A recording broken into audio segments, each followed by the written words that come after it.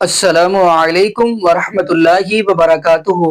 اعوذ باللہ من الشیطان الرجیم، الرحمن الرحیم۔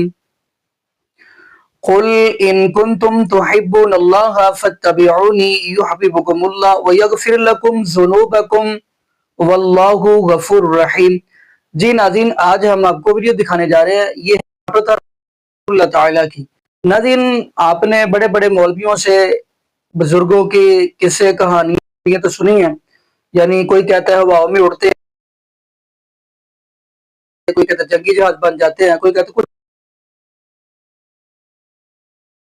اس کا کہنا یہ ہے کہ خواجہ، شاید کسی کا نام لے رہے ہیں بزرگ کا،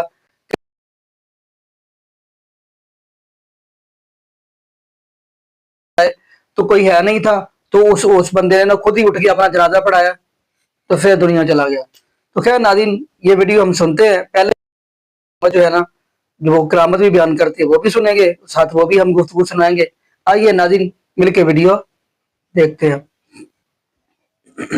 توجہ اتحادی وہ ہے جو حضرت خواجہ باقی باللہ، جو مشائخ نقش بند کے اکابر پیشواؤں میں سے ہوئے، حضرت خواجہ باقی باللہ رحمۃ اللہ علیہ نے نان بائی کو توجہ کی تھی۔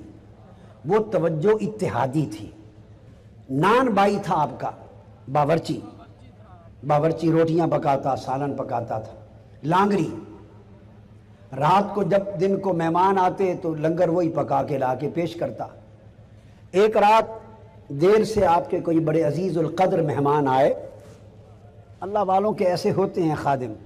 مولانا روم کا بھی ایک لانگری تھا۔ میں اس کے مزار پر گیا، کونیا شہر کے بالکل باہر جنگل شروع ہوتا ہے، وہاں پر اس کو حضرت شیخ آتش باز کہتے ہیں، آتش باز۔ تو جب مہمان آتے تو وہ کھانا پکا کے پیش کرتا۔ ایک رات مہمان آئے دیر سے، مولانا روم نے فرمایا اپنے خادم کو، نان بائی لانگری کو، باورچی کو کھانا لاؤ۔ تیل نہیں تھا، لکڑی نہیں تھی، چولہے میں کچھ جلانے کا کچھ نہ تھا۔ اس زمانے میں بھائی کوئی گیس نہیں تھی، تو تیل مٹی پہ ڈالتے جلاتے تھے، تو لکڑیاں ختم ہو گئی تھی، بس تھوڑا سا تیل تھا، جلانے پکانے کا کچھ نہ تھا۔ اب اس نے شیخ کو یہ نہیں بتایا، مولا روم کو، کہ حضور لکڑیاں نہیں ہیں۔ لکڑیاں اگلے دن اس نے جنگل میں جا کے چننی تھی، اچانک مہمان رات کو آ گئے۔ اس نے یہ نہیں بتایا کہ لکڑیاں نہیں، اس نے اپنے کپڑوں کو اور ٹانگ پر تیل چھڑک کے آگ لگا دی، تیل چھڑکا آگ لگا دی۔ اوپر سالن گرم کرنا تھا، جو کچھ وہ دھر دیا، کپڑے جل گئے، تیل چھڑکتا گیا، اس کی جلد جل گئی، چربی جل گئی، گوشت جل گیا۔ ٹانگ جلا کر کھانا پکا کے شیخ کو پیش کر دیا۔ آپ نے نہیں پوچھا، چپ کر کے مہمانوں کو کھلا دیا اور فرمایا جاؤ سو جاؤ۔ صبح اٹھا تو ٹانگ سلامت، ٹانگ سلامت۔ اس نے پھر یہ وطیرہ کر لیا، جب کبھی مہمان آتے لکڑی نہ ہوتی وہ ٹانگ جلا دیتا، صبح اٹھتا ٹانگ سلامت ہوتی۔ جب کئی مرتبہ ایسا ہوا تو مولا روم نے سینے سے لگا کے فیض یاب کر دیا، استقامت دیکھ لی۔ اس کو حضرت شیخ آتش باز کہتے ہیں۔ ان کا مزار کونیا میں باہر ہے۔ ایک 80 سالہ ایک مجاور اللہ والی فاطمہ نامی خاتون اس کی مجاور ہے، زیر زمین مزار ہے۔ اور روحانی طور پہ آج بھی رات مولا روم حضرت شاہ شمس تبریز شیخ آتش باز کے دربار پہ رات کو مجلس کرتے ہیں۔ یہ ایک الگ باب ہے، رات کو مجلس کرتے ہیں، کچہری ہوتی ہے۔ ایسی خدمت کرنے والے اس طرح کا درجہ پاتے ہیں۔ تو یہ نان بائی لانگری حضرت خواجہ باقی باللہ رحمۃ اللہ علیہ کا، رات کو مہمان آ گئے، نان بائی اس لانگری نے خدمت کی، کھانا پیش کیا، حضرت خواجہ باقی باللہ رحمۃ اللہ علیہ خوش ہو گئے۔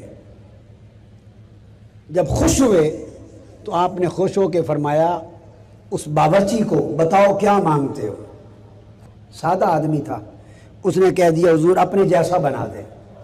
समझ नहीं थी ऐसा कहना है या नहीं कहना। आपने उसे चूंकि जुबान कर ली थी, तवज्जो इत्तिहादी की, तवज्जो इत्तिहादी की, उसके बातिन को अपने बातिन से रंग दिया, उसके जाहिर को अपने जाहिर से रंग दिया। जब बातिन और जाहिर दोनों रंगे जाएं तो जाहिर की शक्ल भी बदल जाती है और शक्ल ऐसी हो जाती है जैसे शेख की, और देखने वाले को यह भी पता नहीं चलता कि मुरीद कौन है, शेख कौन है। यानी जाहिर भी इतना बदल जाता है, बातिन तो बदलता ही है। तो नान भाई जब बाहर निकला तवज्जो इत्तिहादी के बाद, तो पता नहीं चलता था सुबह के हजरत ख्वाजा बाकी बिल्ला कौन है और बावर्ची कौन है। शक्ल भी बदल के ख्वाजा बाकी बिल्ला वाली बन गई थी, रंग रूप शक्ल सारा कुछ वो बन गया था। अब फर्क सिर्फ ये रह गया था कि बाकी बिल्ला तो समंदरों के समंदर पी के हजम करके बैठे थे, और इसने तो बस ऐसे ही फैज पा लिया था तवज्जो से, ये बर्दाश्त ना कर सका, सो ये मदहोश था, ऐसे डोलता था, चकराता था। तवज्जो इत्तिहादी फैज की ले ली, बर्दाश्त नहीं कर सका, 3 दिन मदहोशी में रहा और 3 दिन बाद विसाल फरमा गया। अब उसकी कब्र भी हजरत ख्वाजा बाकी बिल्ला के साथ है। मैं हाजिर हुआ वहाँ, हजरत ख्वाजा बाकी बिल्ला भी और हजरत नान भाई भी ज़ियारत की। इसको कहते हैं तवज्जो, बोलिए, इत्तिहादी। अब तवज्जो इत्तिहादी में जब जाहिर तवज्जो करने वाले के जाहिर से मुत्तहिद हो जाता है और बातिन शेख के बातिन से मुत्तहिद हो जाता है, तो इस इत्तिहाद जाहिर और बातिन के नतीजे में जाहिर की शक्ल का भी रंग रूप वही हो जाता है जैसा शेख का है, आम आदमी को पता नहीं चलता। अब ये एक बात आप ज़हन में रख लें कि दूध का भी दखल होता है। हुजूर बाबा फरीदुद्दीन गंज शकर की बात है ना, उन्हीं की है ना। जब वालदा माजिदा ने फरमाया, बेटा फरीद जब तू पैदा हुआ तो मैंने तुम्हें 2 साल दूध पिलाया। आपने अर्ज की, अम्मा जान जब से मैंने होश संभाली है मेरी तहज्जुद कज़ा नहीं हुई। अल्लाह का शुक्र है मेरी तहज्जुद कज़ा नहीं हुई। वालदा ने कहा, बेटा फरीद इसमें तेरा कमाल नहीं, मेरे दूध का कमाल है। खुदा की कसम मैंने जितनी मुद्दत तुम्हें दूध पिलाया कभी बेवुज़ू दूध नहीं पिलाया। हजरत ख्वाजा बाकी बिल्ला रहमतुल्लाह अलैह, हजरत ख्वाजा किन के शेख हैं? हजरत मुजद्दिद अल-फ़सानी क़ुद्दस सिर्रुल अज़ीज़ के शेख। उन्होंने फरमाया, मुकाम फना और बका पर बात की कि फना क्या है और बका क्या है। किसी मुरीद ने तालिब इल्म ने सवाल किया, हुजूर जरा फना और बका मजीद समझा दें। फरमाया, जो मेरा जनाजा पढ़ाने आएगा उससे पूछ लेना। जब आपका विसाल हो गया तो आपने विसाल से पहले वसीयत फरमा दी, मेरा जनाजा वो पढ़ाए जिसकी पूरी उम्र तहज्जुद कज़ा न हुई।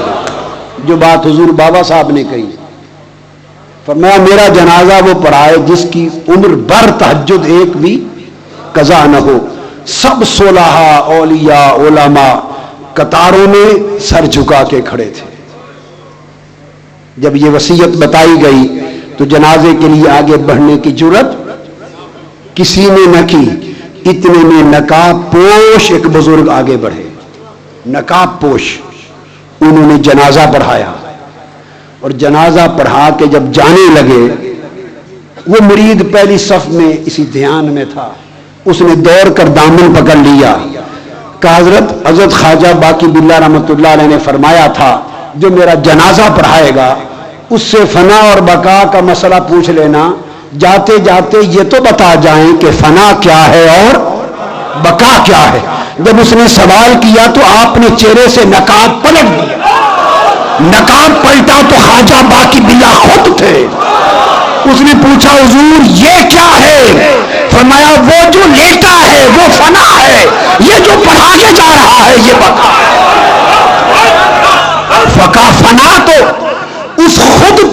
अलग होनी थी, जिसको तबत्तुल की छुरी से ज़िबा कर दिया, जिसको तब्दील की छुरी से ज़िबा कर दिया, जिसका इनखिला कर दिया, जिससे जुदा हो गए, जिसको अलग हो गए। फना तो उस जात पर वारिद होनी थी जिसको जिंदगी में अलग कर दिया, तो जिस पर फना थी वो तो अलग हो गई, वो तो रही नहीं। अब जब फना के तशख्खुस को मिटा दिया, अब वो लोग साहिबे बका हो जाते हैं। जब साहिबे बका होते हैं तो उनकी हर अदा को बका होती है, इसलिए वो विशाल के बाद हर एक की बात भूल जाती है, उनके जिक्र को भी बका होती है। ये जो आप हजरत ख्वाजा मोहम्मद यार फरीदी का सेमिनार उर्स कर रहे हैं, ये उनके जिक्र की बका है। ये जो बाबा फरीद हो रहा है, ये उनके जिक्र की बका है।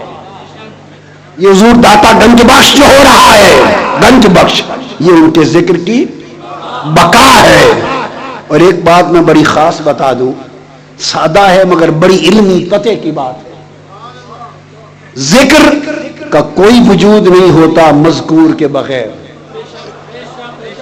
जिक्र तभी होगा अगर कोई मज़कूर होगा।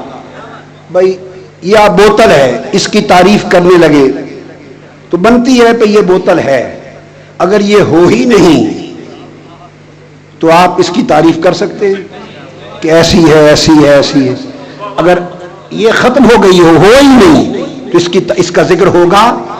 तो जिसका जिक्र होगा तो जिक्र होता ही तब है जब मज़कूर मौजूद होता है। तो ये जो दाता गंज बख्श का, बाबा फरीद का, ख्वाजा मोहम्मद यार का ये जो जिक्र हो रहा है तो वो मज़कूर है।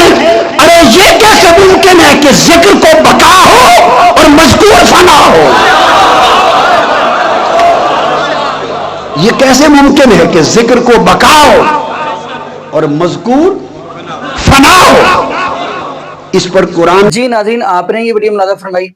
नाज़रीन अपनी ईमानदारी से बताएं, ये जो किस्से कहानियां करते, क्या इनका शरीयत के साथ कोई ताल्लुक है?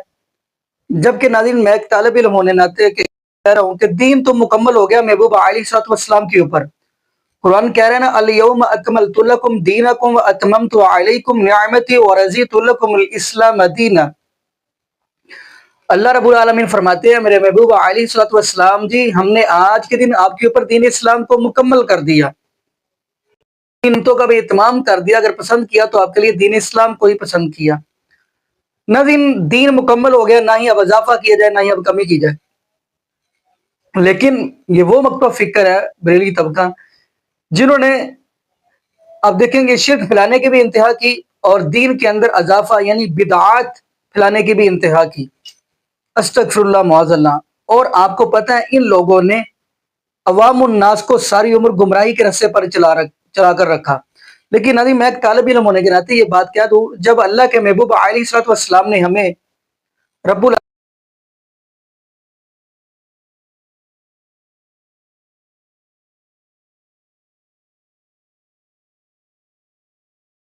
के अंदर हदीस है, हजरत अबू हुरैरा रज़ी अल्लाह तआला अन्हु हदीस के रावी हैं, फरमाते हैं कि महबूब अलैहिस्सलाम ने फरमाया, मैं आपके पास रब्बुल आलमीन का कुरान छोड़कर जा रहा हूँ, दूसरा मेरी सुन्नत है।